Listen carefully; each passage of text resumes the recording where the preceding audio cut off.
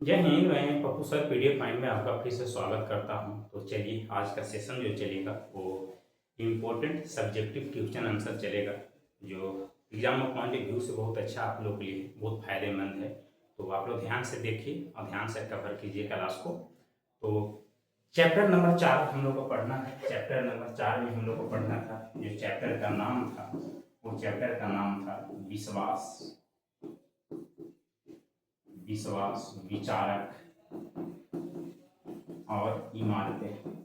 विश्वास, विचारक और इमारतें। फिर एक 4 चैप्टर था, हिस्ट्री के 4 चैप्टर थे जिसे हमने कवर कर लिया था। तो आज इम्पोर्टेंट जो क्वेश्चन आंसर सब्जेक्टिव का जो होगा वो आज कवर करने वाले हैं। तो चलिए देर न करते हुए शुरू करते हैं आज का पहला सेशन और पहले क्वेश्चन के साथ, जो कहता है कि स्तूप क्या था। ये स्तूप है क्या? तो स्तूप जो है वो स्तूप बौद्ध धर्म का स्तूप जो है वो बौद्ध धर्म से रिलेटेड एक इमारत है। बौद्ध धर्म से रिलेटेड एक इमारत है। भारत में इमारत जो है स्तूप जो है वो 2 प्रमुख माना गया है। एक माना गया है सांची का स्तूप। सांची का स्तूप जो एमपी में है, मध्य प्रदेश में, और सांची का स्तूप मध्य प्रदेश के रायसेन जिला में है। रायसेन जिला में है। और दूसरा जो है वो अमरावती का स्तूप है। अमरावती का स्तूप जो है वो है आंध्रा में, मतलब कि आंध्र प्रदेश में है। सांची का स्तूप जो है वो सांची का स्तूप होता क्या था? तो सांची का स्तूप जो बौद्ध धर्म से रिलेटेड है, तो सांची के स्तूप या स्तूप बनवाने के लिए या तो किसी ग्रंथ को रखा जाता था या किसी हड्डियां हड्डियां या अस्थियों को नीचे रख करके उस पर एक इमारत बनाया जाता था, जिसे कहा जाता था स्तूप। तो स्तूप जो है बौद्ध धर्म से रिलेटेड है। भारत में 2 स्तूप है। सांची का स्तूप जो एमपी मध्य प्रदेश के रायसेन जिला में है, और दूसरा है अमरावती का स्तूप जो आंध्र प्रदेश में है। सांची का अमरावती का स्तूप समाप्त हो गया है। अब अमरावती का जो साक्ष हमको देखने को मिलता है हमारे देश में, भारत में, नहीं है। सांची का स्तूप का साक्ष्य अभी भी वैसे को वैसे ही है जैसा वो शुरुआत में बना था। तो ये बौद्ध धर्म से रिलेटेड होता है। चलिए स्तूप क्या था, इसका क्वेश्चन का आंसर कहता है कि स्तूप का शाब्दिक अर्थ ढेर होता है। क्या होता है? ढेर होता है। लेकिन संस्कृत में स्तूप का अर्थ जो होता है वो टीला होता है। स्तूप जो है इस प्रकार से बनाया जाता है। इस प्रकार से बनाया जाता है। ये स्तूप है, इसको अंड कहते हैं, इसको देविका कहते हैं। तो स्तूप का शाब्दिक अर्थ जो होता है कि ढेर होता है। स्तूप के नीचे उस व्यक्ति बौद्ध धर्म से रिलेटेड या गौतम बुद्ध से रिलेटेड कोई ग्रंथ या कोई पुस्तक रखा जाता था, और या तो उनको अस्थियों को नीचे दबा करके जमीन के अंदर रख करके उस पर एक इमारत बनाया जाता था। उसी को इमारतें कहा गया था। महात्मा बुद्ध के परिनिर्वाण परिनिर्वाण का मतलब होता है मृत्यु। मृत्यु के बाद उनकी अस्थियों को 8 भागों में बांट दिया गया था। जब गौतम बुद्ध की मृत्यु हुआ, परिनिर्वाण का मतलब होता है मृत्यु, जब गौतम बुद्ध का मृत्यु हुआ तब उनके अस्थियों को 8 बराबर भागों में बांट दिया गया था तथा उन पर समाधियों का निर्माण किया गया, और इन्हीं को स्तूप कहते हैं। और उनके जो 8 बराबर भागों में जो उनके अस्थियों को बांटा गया, उनमें से एक अस्थियों को सांची के स्तूप बनवाने में उसका प्रयोग किया गया है।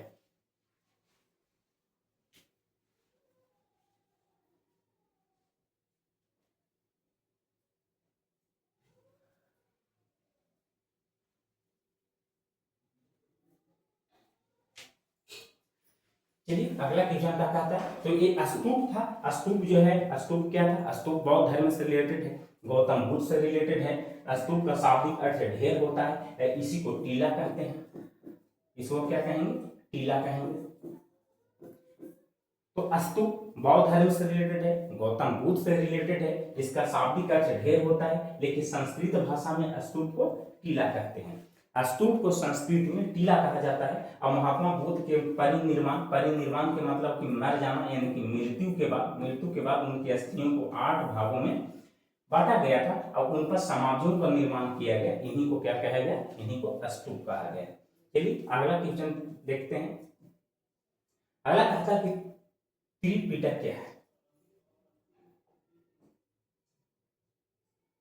त्रिपिटक क्या है? तो त्रिपिटक भी गौतम बुद्ध से रिलेटेड है, यानी कि बौद्ध धर्म से रिलेटेड है।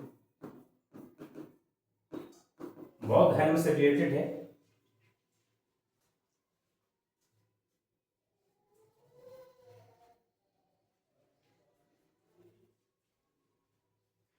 कहता है त्रिपिटक क्या है या त्रिपिटक के बारे में आप क्या जानते हैं। तो त्रिपिटक का शाब्दिक अर्थ 3 टोकरियां होता है, जिसमें पुस्तक को रखा जाता था।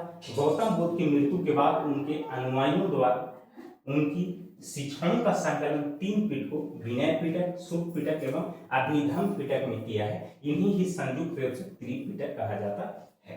त्रिपिटक चलिए समझते हैं त्रिपिटक क्या है। तो गौतम बुद्ध यानी कि बौद्ध धर्म से रिलेटेड एक पुस्तक है। बौद्ध धर्म से रिलेटेड जो पुस्तक है उसको त्रिपिटक कहा गया। त्रिपिटक कहा गया। त्रिपिटक कहने का मतलब होता है 3 टोकरियों का समूह। त्रिपिटक 3 टोकरी से मिलकर बना था। एक को कहा गया सुखपिटक,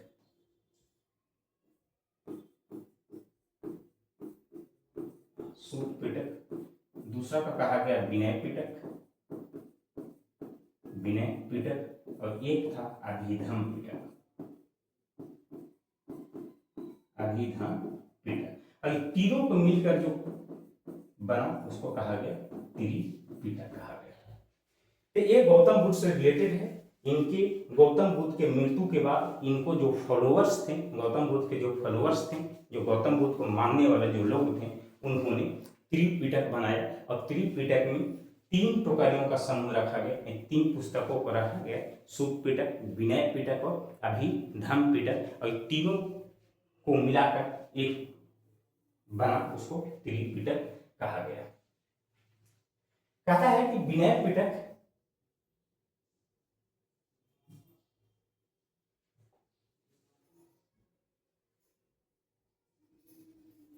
तीसरा कहता है कि त्रिपिटक का क्या महत्व है। त्रिपिटक का क्या महत्व है। त्रिपिटक 3 टोकरियों का समूह होता है। विनय पिटक, सुख पिटक एवं अभिधम पिटक, इन्हीं ही संयुक्त रूप से त्रिपिटक कहा जाता है। अब इनका महत्व क्या है। अब तीनों पिटकों में, बौद्ध धर्म में जो तीनों पिटक बनाया गया था, चलाया गया था, वो तीनों पिटक का अलग अलग महत्व है और अलग अलग समय में अलग अलग विचार इसमें प्रस्तुत किया गया है। तो विनय पिटक में कहता है कि इसमें संघ या बौद्ध मठों में रहने वाले लोगों के नियमों का संग्रह था। यानी कि कहने का मतलब कि बौद्ध धर्म में जो लोग बौद्ध धर्म में अपना लेते थे, जो लोग बौद्ध भिक्षु बन जाते थे, तो वो मठ या संघ में रहते थे। उसी को संघ या मठ कहा जाता था। तो जो संघ या मठ में रहने वाले लोगों के लिए जो नियम बनाया जाता था, संघ या मठ में रहने वाले भिक्षुओं भिक्षुणियों के लिए जो नियम बनाया जाता था, उसका जो विवरण है वो कहाँ है, वो विनय पिटक में है। तो विनय पिटक का महत्व यही है।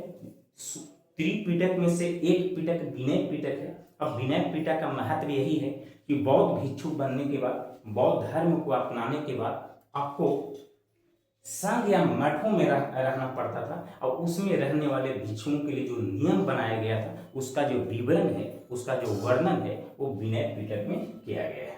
दूसरा कहते हैं सुख पिटक। इसमें बुद्ध की शिक्षाएं, सिद्धांत तथा आचरण है। यानी कि सुख पिटक में कहता है, सुख पिटक में कहता है कि गौतम बुद्ध के द्वारा दिया गया जितना भी शिक्षा है, जितना भी शिक्षा है, जितना भी आचरण है, वो सब का वर्णन कहाँ मिलता है, सुख पिटक में।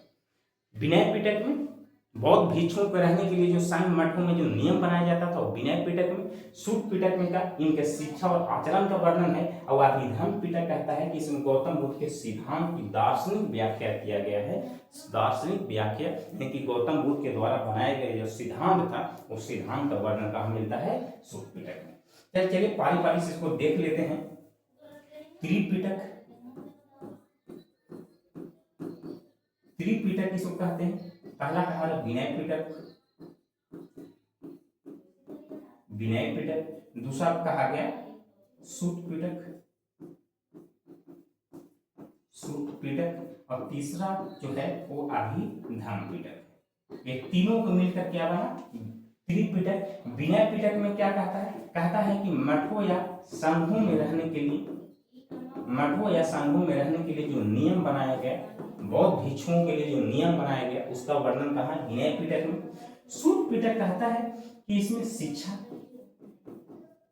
आचरण का वर्णन किया गया है, शिक्षा और आचरण का वर्णन किया गया है। और अभिधम्म पिटक में जो है वो बुद्ध के दार्शनिक सिद्धांत के बारे में बताया है, दार्शनिक सिद्धांत के बारे में चर्चा किया गया है। तो ये त्रिपिटक है, इन तीनों का महत्व है। त्रिपिटक का महत्व यही कहता है कि त्रिपिटक में जो तीनों जो पिटकों हैं, तीन पिटकों को मिलाकर त्रिपिटक बना। विनय पिटक, सूत पिटक और अभिधम्म पिटक। विनय पिटक में कहता है कि जो मठों या समूह में जो लोग रहते थे उनको नियम है। सूत पिटक में शिक्षा या आचरण है और अभिधम्म पिटक में बुद्ध के द्वारा दिया गया दार्शनिक सिद्धांत है। चलिए समझ गए, ये था तीसरा क्वेश्चन हमारा। चलिए आगे चलते हैं। आप इसे स्क्रीनशॉट कर सकते हैं या जब भी पढ़ने के लिए बैठे तो कॉपी कलम लेकर बैठा कीजिए। चलो आगे चलते हैं। आप कहते हैं बौद्ध संगीति क्यों बुलाई जाती थी? बौद्ध संगीति है क्या? तो बौद्ध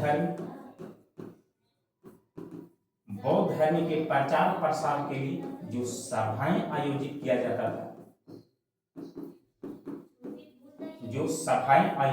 जाता था, उसी को संगीतियां कहा गया।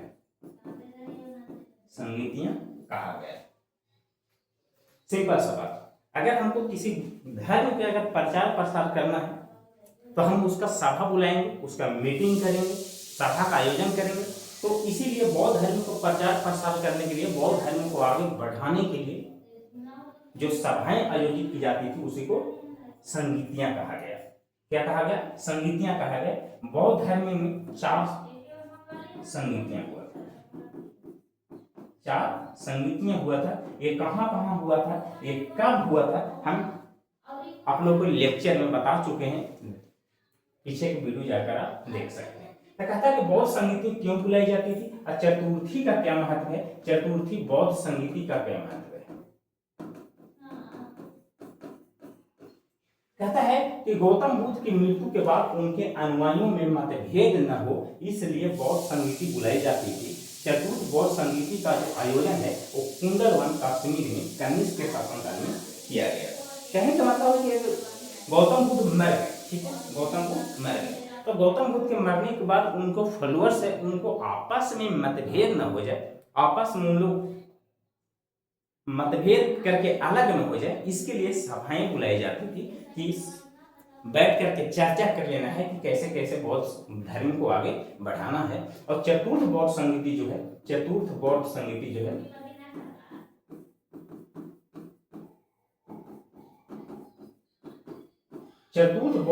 जो है वो पहली शताब्दी में हुआ था।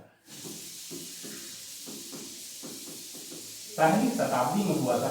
एक कनिष्क के समय में हुआ था। कनिष्क के समय में हुआ था और कनिष्क के समय में कुंडलवन में हुआ था। कुंडलवन जो अभी वर्तमान में कश्मीर का हिस्सा है। तो चतुर्थ बौद्ध संगीति का आयोजन किया गया। चलिए आगे चलते हैं। इसका स्क्रीनशॉट ले लीजिए। कहता है कि सांची के स्तूप का संक्षिप्त टिप्पणी लिखी। सांची का स्तूप क्या है? तो सांची हम बताएं कि भारत में 2 स्तूप था। एक सांची का स्तूप था जो बौद्ध धर्म से रिलेटेड है, एक था अमरावती का स्तूप, जो अमरावती का स्तूप समाप्त हो गया है। सांची का स्तूप का संक्षिप्त टिप्पणी कहता है कि सांची का स्तूप मौर्य सम्राट अशोक ने 3री शताब्दी ईसा पूर्व में बनवाया था। और सांची का स्तूप जो है, सांची का स्तूप जो है वो बौद्ध धर्म से संबंधित है, बौद्ध धर्म से संबंधित है। और इसको बनाने वाला जो है वो मौर्य वंश का शासक था। मौर्य वंश के शासक था, उसका नाम था अशोक। अशोक क्या है? अशोक है। और ये 3री शताब्दी ईसा पूर्व में बनवाया था। 3री शताब्दी ईसा पूर्व, 3री शताब्दी ईसा पूर्व में बनवाया था। और सांची का स्तूप जो है भारत के सबसे पुरानी पत्थर की संरचना से है। यह मध्य प्रदेश के रायसेन जिला में है। सांची का स्तूप कहाँ है? ये मध्य प्रदेश में है और यह रायसेन जिला में है। रायसेन जिला में है। ये था सांची स्तूप का वर्णन। और अच्छी हालत में जबकि अन्य नष्ट हो गए हैं, सांची का स्तूप जो है फिलहाल बच रहा है, अच्छा कंडीशन में है। बाकी का जितना स्तूप था, जैसे अमरावती का स्तूप है, वो पूरी तरह से समाप्त हो गया है। तो सांची का स्तूप जो है मध्य प्रदेश के रायसेन जिला में है, जो 3री शताब्दी ईसा पूर्व में बनाया गया था। और मौर्य वंश का एक राजा था सम्राट अशोक, उन्होंने इसे बनवाया था। एक पुराने पत्थरों की संरचना है, बहुत पुराने पुराने पत्थर है, वो पत्थरों से बनाया गया है। चलिए आगे चलते हैं।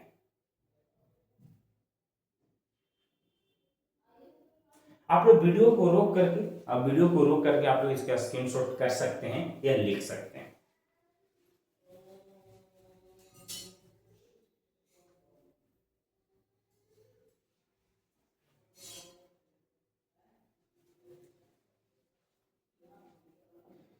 चलिए, कहता है कि त्रिरत्न से आप क्या समझते हैं, त्रिरत्न है क्या? तो त्रिरत्न जो है जैन धर्म का सिद्धांत है, जिसका अर्थ 3 रत्न यानी 3 मूल्यवान बातें जो मोक्ष प्राप्ति के लिए आवश्यक मानी जाती है, इस प्रकार से कहने का मतलब त्रिरत्न जो है, त्रिरत्न जो है वो जैन धर्म से संबंधित है, जैन धर्म से संबंधित है। त्रिरत्न जो है वो जैन धर्म से संबंधित है, और जैन धर्म में इसे त्रिरत्न के मतलब होता है कि 3 ऐसी प्रमुख बातें, 3 ऐसी प्रमुख बातें जो मोक्ष प्राप्ति के लिए आवश्यक है। पहला कहता है सम्यक दर्शन। सम्यक दर्शन के मतलब होता है सही दृष्टिकोण या सच्चे धर्म में विश्वास। कहने का मतलब कि अगर आपको मोक्ष की प्राप्ति करना है, अगर आपसे कोई जीवन में अगर गलती हुआ है, कोई पाप हुआ है, तो उससे अगर छुटकारा पाना चाहते हैं, मोक्ष की प्राप्ति करना चाहते हैं, तो ऐसा माना जाता है कि त्रिरत्न 3 बातों है।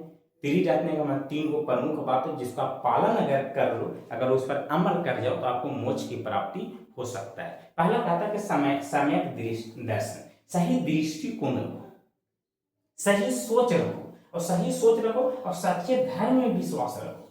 सच्चे धर्म, चाहे जो भी धर्म को आप मान रहे हो, दिल से मानो और अच्छा से उसका पालन करो, तब जाकर आपको मोक्ष की प्राप्ति हो सकता है। दूसरा कहता है कि सम्यक ज्ञान, सही ज्ञान यानी बिना भ्रम और विश्वास के धर्म को जानना। सम्यक ज्ञान का मतलब होता है बिना भ्रम के, कुछ भ्रम नहीं पालना है, जो भी है वो कॉन्फिडेंस लेवल हाई होना चाहिए, और अंधविश्वास धर्म को जानना, अंधविश्वास नहीं करना है। तीसरा है सम्यक चरित्र, सही आचरण यानी हिंसा, सत्य, असत्य आदि नियमों का पालन करना। सही आचरण रखो, अच्छा सोच रखो, समझे? तो सही आचरण, अहिंसा नहीं करो, और सत्य का साथ दो। हिंसा नहीं करना, अहिंसा करना है, और सत्य, हमेशा सच्चाई का साथ देना है, सच का साथ देना है, और हमेशा सच बोलना भी है। तो ये था त्रिरत्न का 3 नियम। त्रिरत्न 3 बातों का प्रमुख है। त्रिरत्न में कहा गया कि आप इन 3 बातों पर अगर अमल कर जाओ, सम्यक दर्शन, सम्यक ज्ञान और सम्यक चरित्र, इन 3 बातों को आप अगर अपने जीवन में उतार लो, तो आप मोक्ष की प्राप्ति कर सकते हैं। आप हमेशा अच्छे जीवन जी सकते हैं आपसे। लेकिन एक इंसान होने के नाते हमको मोक्ष की प्राप्ति चाहिए, तो ये 3 बातें को आपको जीवन में उतारना चाहिए और इस पर अमल करना चाहिए। चलिए आगे चलते हैं। कहता गंधार कला की विशेषता को उल्लेख करें। गंधार कला है क्या? तो गंधार कला जो है वो मूर्तियां बनाने की एक कला है। क्या? मूर्ति बनाने की कला है। अब बौद्ध धर्म में गंधार कला जो है मूर्ति बनाने की एक कला है। गंधार कला जो है वो मूर्ति बनाने की कला है, मूर्ति बनाने की एक कला है। गंधार कला मूर्ति बनाने की एक कला है, और गंधार कला में बौद्ध धर्म से रिलेटेड बौद्ध धर्म की मूर्तियां बनाई जाती थी। बौद्ध धर्म की मूर्तियां बनाई जाती थी गंधार कला। कहता है मूर्ति बनाने की एक बहुत ही अद्भुत कला थी। हम बताएंगे अभी कि गंधार कला जो मूर्ति बनाने की कला थी, जिसे गंधार कला कहते हैं। पहली बार बुद्ध की सुंदर मूर्तियां इसी कला में बनाई गई थी, और मूर्ति निर्माण में सफेद और काले रंग के पत्थर का उपयोग किया जाता था, और गंधार कला को बौद्ध धर्म के महायान संप्रदाय ने अपनाया था। अब गंधार कला है क्या? गंधार कला बौद्ध धर्म की मूर्तियां हैं, और ये सफेद और काले रंग का यूज करता था। सफेद और काले रंग से सबसे पहले गंधार कला में सबसे पहले बुद्ध की यानी कि गौतम बुद्ध की मूर्तियां का निर्माण कराया गया था और एक सफेद और काले रंग के पत्थर से बनाया जाता था। और गंधार कला में सबसे पहले गंधार कला को जो अपनाने वाले जो थे वो थे महायान। ये महायान क्या है? तो बौद्ध धर्म में दो भागों में बट गया था, महायान और हीनयान। महायान उसको कहते हैं जो गौतम बुद्ध को भगवान मान लिया था, और हीनयान वो है जो गौतम बुद्ध को एक आम इंसान माना था। चलिए आगे चलते हैं। कहा कि स्तूप चैत्य बिहार से आप क्या समझते हैं? स्तूप क्या है, चैत्य क्या है, बिहार से आप क्या समझते हैं? कहता कि स्तूप का शाब्दिक अर्थ ढेर होता है, ये तो हमें पता है। ये हमें पता है कि स्तूप का जो शाब्दिक अर्थ होता है वो ढेर होता है, लेकिन इसी को स्तूप को संस्कृत में इसको टीला कहा जाता है। क्या कहा जाता है? टीला कहा जाता है। महात्मा बुद्ध के परिनिर्वाण के बाद यानी कि मरने के बाद उनकी अस्थियों को 8 भागों में बांट दिया गया था और उनका समाधियों का जो निर्माण किया गया समांतर उन्हीं को स्तूप कहते हैं। अब गौतम बुद्ध के मरने के बाद जो उनके अस्थियों को 8 बराबर भागों में जो बांटा गया था उस पर समाधि बनाया गया, और समाधि बनाया गया उसी को क्या कहा गया? स्तूप कहा गया। चैत्य क्या है? चैत्य एक बौद्ध है या जैन मंदिर है।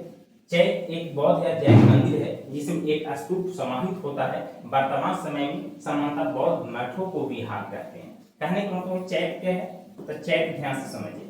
चैत्य का मतलब होता है कि नीचे एक की स्तूप बना दिया और ऊपर किसी धर्म का, जैसे गौतम बुद्ध का मूर्ति बना दिया, एक गौतम बुद्ध का मूर्ति बनेगी तो नीचे स्तूप रहेगा और ऊपर मूर्तियां मंदिर रहेगा, उसी को कहा जाता है चैत्य। क्या कहा जाता है? चैत्य। और बौद्ध मठों को, जो बौद्ध मठ है या संघ है, बौद्ध मठ या इसी को क्या कहते हैं? संघ। तो बौद्ध मठ या संघ में कौन होते थे? तब बौद्ध भिक्षु होते थे।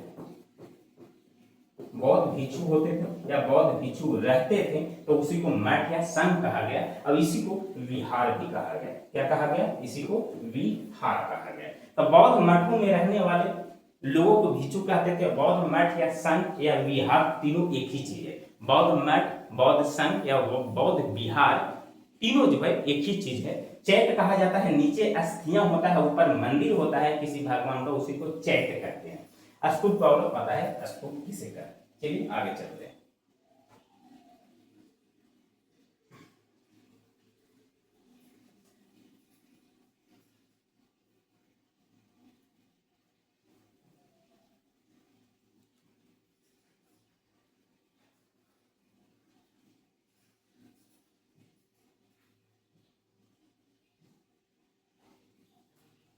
सूत पिटक के अनुसार मालिक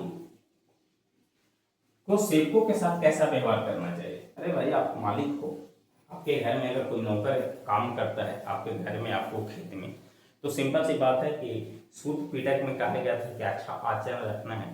तो कहने का मतलब है कि गौतम बुद्ध के अनुसार सूत पिटक के अनुसार मालिकों को सेवकों के साथ यानी कि अपने नौकर के साथ कहा जाता है कि एक अच्छा इंसान वही है, एक अच्छा इंसान वही है जिसका दोस्त पुराना हो और उसका नौकर पुराना हो।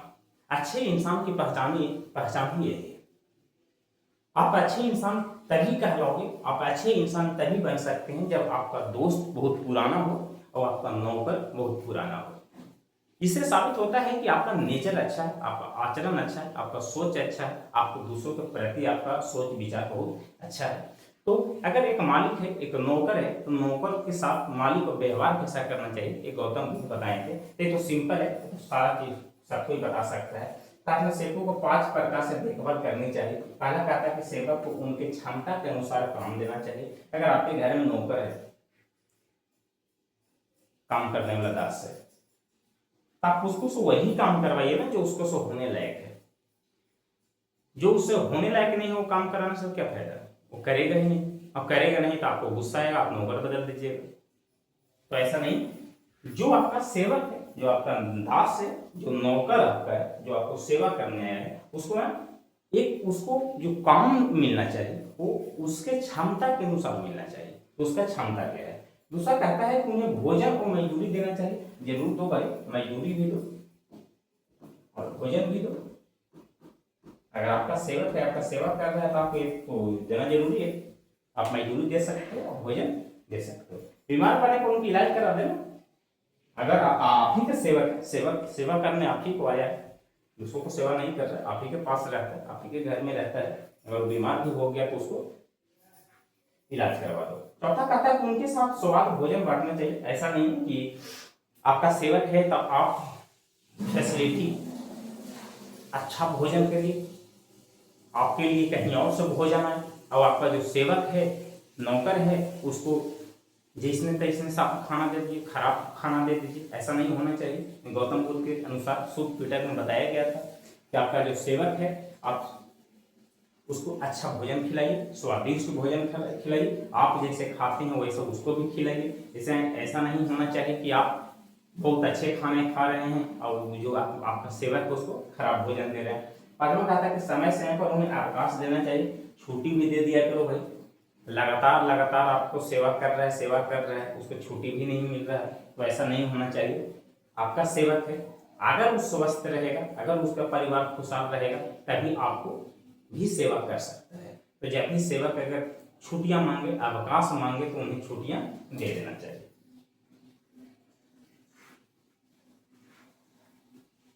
चलिए आगे चलते हैं। महावीर स्वामी तथा जैन धर्म की शिक्षाएं। महावीर स्वामी के बारे में बता चुके थे। महावीर स्वामी कौन थे, चलिए इसके बारे में थोड़ा सा चर्चा कर लेते हैं। महावीर स्वामी के बारे में,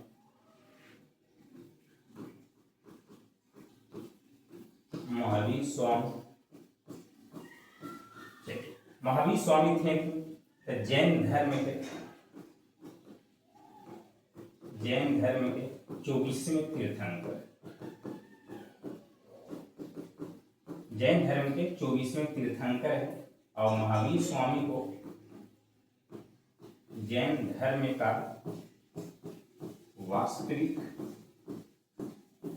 वास्तविक संस्थापक माना जाता है।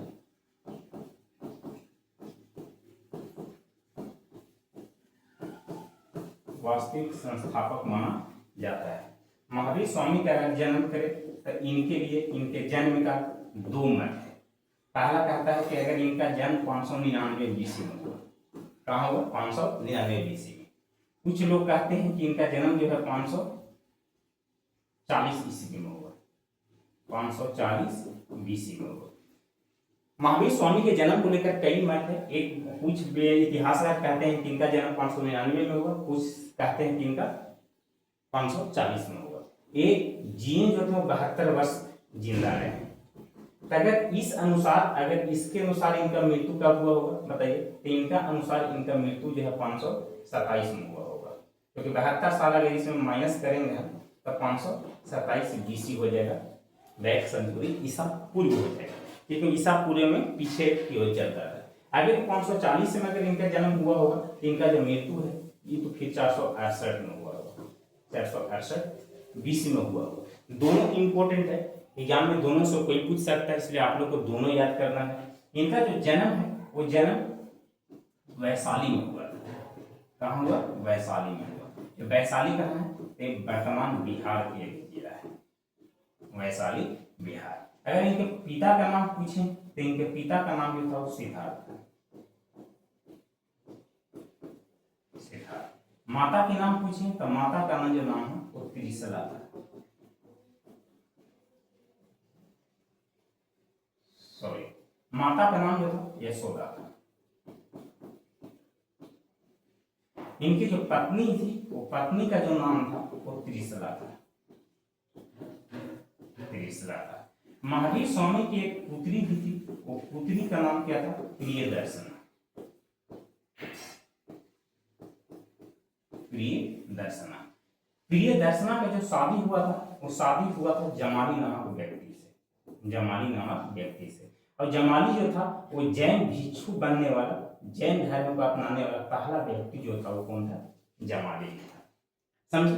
महावीर स्वामी जो है वो महावीर स्वामी 30 वर्ष की उम्र में घर त्याग दिए, 30 वर्ष की उम्र में गृह त्याग दिए, 30 वर्ष की उम्र में गृह त्याग दिए। 12 वर्ष तक लगातार तपस्या करते हैं, 12 वर्ष के तपस्या के बाद इनको ज्ञान की प्राप्ति होता है। यानी 12 वर्ष के तपस्या करने का मतलब कि इनको 42 वर्ष में ज्ञान की प्राप्ति होता है, ज्ञान की प्राप्ति होता है। समझिए, महावीर स्वामी के कुछ चर्चाएं हैं जो पीछे हमने बता दिया था, आज भी बता दिया हूं। तो चलिए, ये महावीर स्वामी से कुछ रिलेटेड ऑब्जेक्टिव में आपको पूछेगा ही पूछेगा। इनका जो मृत्यु है वो मृत्यु भी जो हुआ था, अगर इसके अकॉर्डिंग महावीर स्वामी की मृत्यु जो है वो राजगीर में हुआ था। राजगीर में, जो ये भी कहाँ है, ये बिहार में, ये भी वैशाली जिला में है। तो राजगीर जो है वो यही है, बिहार में है। तो इनको जन्म और मृत्यु पर दो मत है, अलग अलग इतिहास कर अलग अलग चीजें बताते हैं। एक है महावीर स्वामी का कुछ चर्चाएं थी, तो आप लोग इसे देख लीजिए, इस पर स्क्रीनशॉट कर सकते हैं।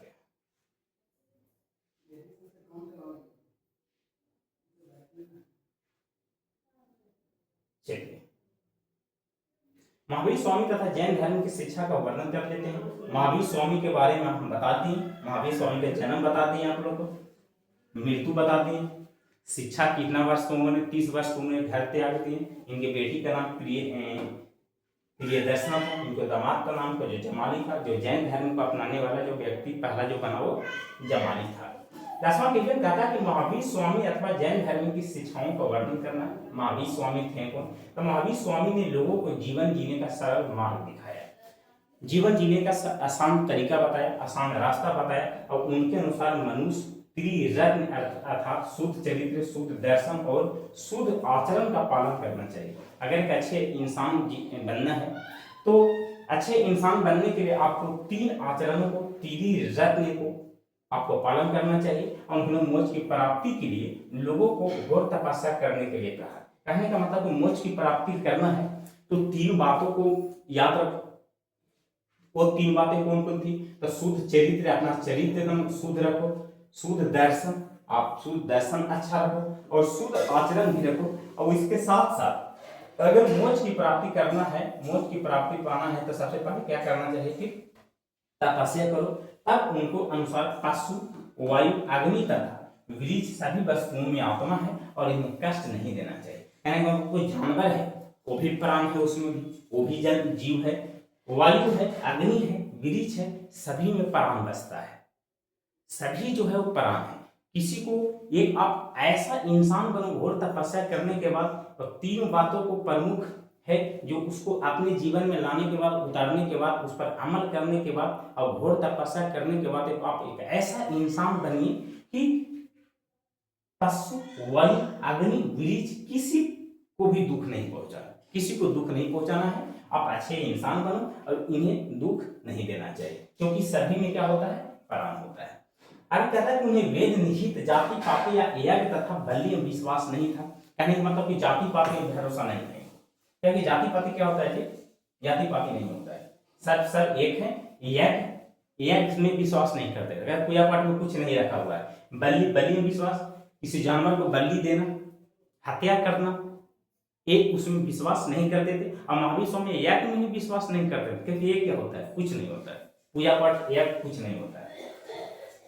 कहता कि उनका विचार था कि अपने अच्छे या बुरे कर्मों के कारण मनुष्य जन्म लेता है। अब वो कहते हैं, महावीर स्वामी कहते हैं कि अगर कोई व्यक्ति किसी भी जीव में अगर जन्म लेता है तो वह कर्मों के अनुसार उसका जन्म होता है, कि पिछले जन्म में वो कर्म क्या किया है। अच्छा किया है तो अच्छे इंसान अच्छे घर में जन्म लेगा, अगर बुरे पाप काम किया है, बुरे काम किया है, तो वो अगले जन्म में अलग इंसान जन्म लेगा।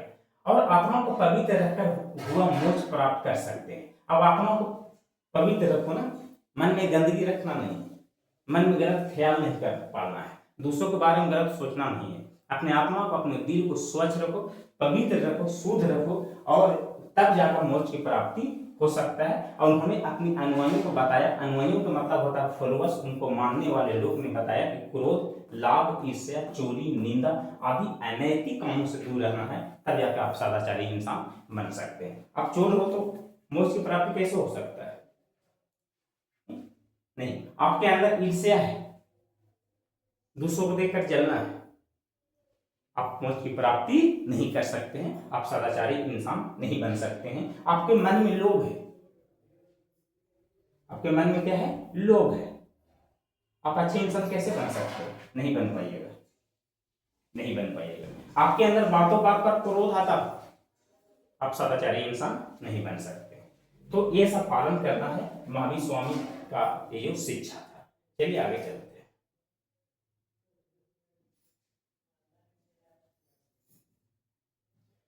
बुद्ध के 4 आर्य सत्य क्या है, चलिए इसको जानते हैं।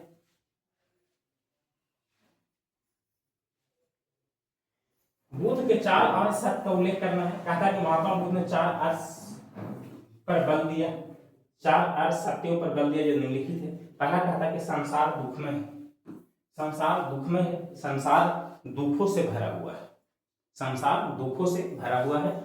दुख का सबसे बड़ा कारण है लोग का तृष्णा। दुख का कारण क्या है, तृष्णा, इच्छाएं। अगर कोई व्यक्ति अगर किसी अपना शौक पालता है, मन में ख्याल रखता है मेरे पास ये होना चाहिए, मेरे पास वो होना चाहिए, और अगर उसका पूरा नहीं होता है, नहीं होता है तो उसको दुख होता है। तो 4 आर्य सत्य था कि संसार दुख में है, दुख का कारण तृष्णा है और दुख का अंत संभव है। कहता है कि बुद्ध के अनुसार इस दुनिया में हर इंसान को किसी न किसी रूप में दुख का सामना करना पड़ता है, जैसे बीमारी, बुढ़ापा और मृत्यु, यह सब दुख के उदाहरण है। आप बीमार हो तो भी दुख हो जाओगे, दुखी रहोगे, आप बुढ़ापा हो रहे हो तो भी दुखी है और फिर मर जाओगे। दूसरा कहता है कि दुख का कारण तृष्णा, इच्छाएं हैं। आप शौक ना पालो ना, अपनी इच्छा नहीं पालो। अगर आप अपनी इच्छा को पालोगे, इच्छा पालोगे तो फिर समस्या तो होगा ही होगा। इसलिए आपको इच्छा नहीं पालना है, आपको तृष्णा नहीं रखना है, आपको जो भी है वो जितना है उतना में खुश होना है। बुद्ध के मुताबिक दुख का मुख्य कारण इच्छाएं होती है। जैसे हम हमेशा कुछ ना कुछ पाने की इच्छा रखते हैं और अगर हमें वो नहीं प्राप्त होता है, अगर हम नहीं मिल पाता है तो हमें दुख होता है। पहले कहता है दुख का अंत संभव है। हाँ, दुख का अंत भी संभव हो सकता है। वो संभव कैसे, हम फालतू के शौक नहीं पालेंगे, सपने नहीं देखेंगे, हम अपनी इच्छाओं को मार देंगे, हमको कुछ नहीं रखना है, हमको कुछ नहीं चाहिए, हम जितना है हम खुश हैं। अगर इंसान अपनी इच्छाओं को कम कर दे, समाप्त कर दे, अपनी इच्छा पालना क्या जरूरी है, इच्छा को मत पालो, शौक मत पालो, न इच्छा होगा न उसे पाने की लालसा रहेगा।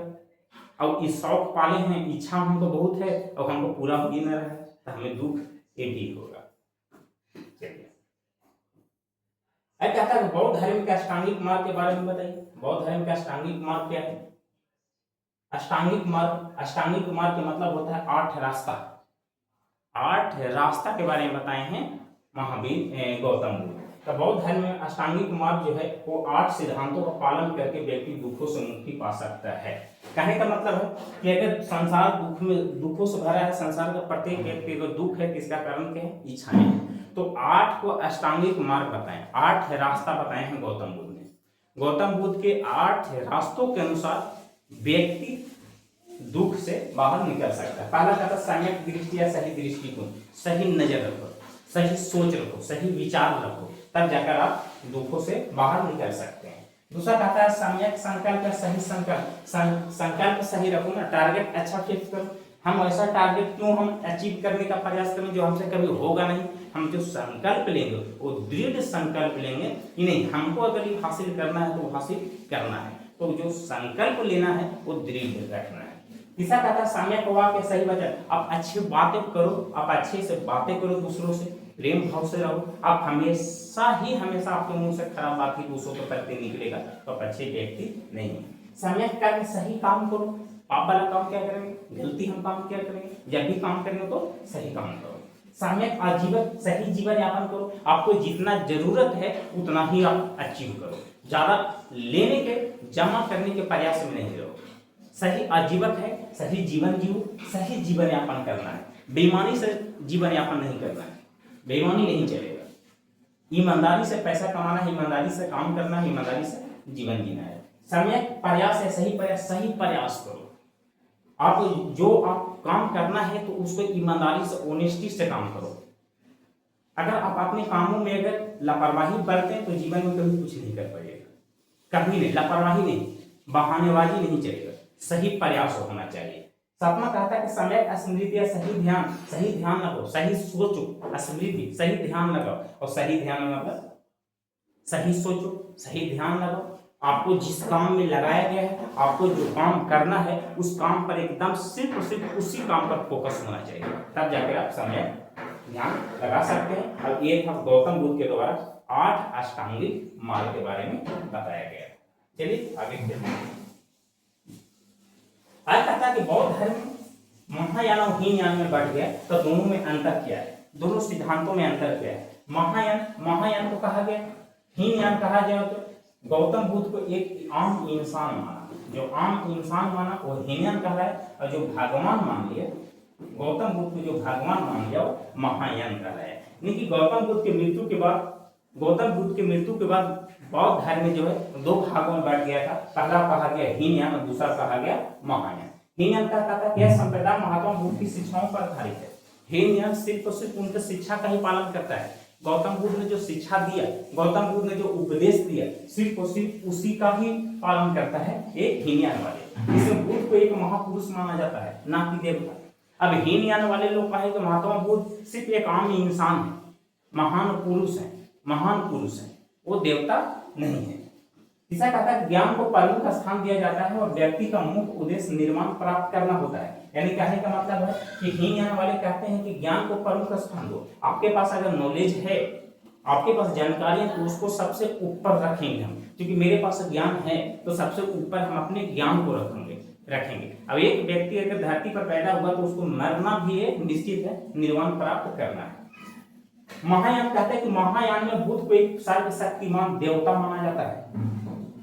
महायान में गौतम बुद्ध को एक भगवान का, एक देवता का रूप दिया गया, सर्वशक्तिमान देवता माना जाता है। और महायान में करुणा को ज्यादा महत्व दिया जाता है और गृहस्थ जीवन को भी महत्व दिया जाता है। महायान वाले कहते हैं कि नहीं, करुणा को महत्व स्थान देंगे, ज्यादा महत्व दिया जाएगा। और अगर एक व्यक्ति है, पुरुष या महिला हो, ये जरूरी नहीं कि बहुत भिक्षु बनेगा, भिक्षुणी बन जाने के बाद शादी नहीं करे, गृहस्थ जीवन उसको जीना है, यानी कि शादी विवाह भी उसको करना है। तो दोनों में एक अंतर था, हीनयान और महायान। हीनयान क्या कहते थे? हीनयान कहते थे कि महात्मा बुद्ध की शिक्षाओं पर आधारित था, ये सिर्फ उनके दिए गए उपदेशों का ही पालन करते थे और ये एक महापुरुष माना जाता है। हीनयान वाले गौतम बुद्ध को क्या मानते हैं? सिर्फ एक महापुरुष मानते हैं और इनमें ज्ञान को प्रमुख स्थान दिया गया है। अगर आपके पास नॉलेज है, आपके पास जानकारियां हैं, तो सबसे पहले सर्वोपरि उसको हीनयान कहते हैं। अगर मेरे पास नॉलेज है, मेरे पास ज्ञान है, बहुत ज्यादा ज्ञान है, तो सर्व हम किसको मानेंगे? अपने ज्ञान को सबसे पहला महत्व देंगे।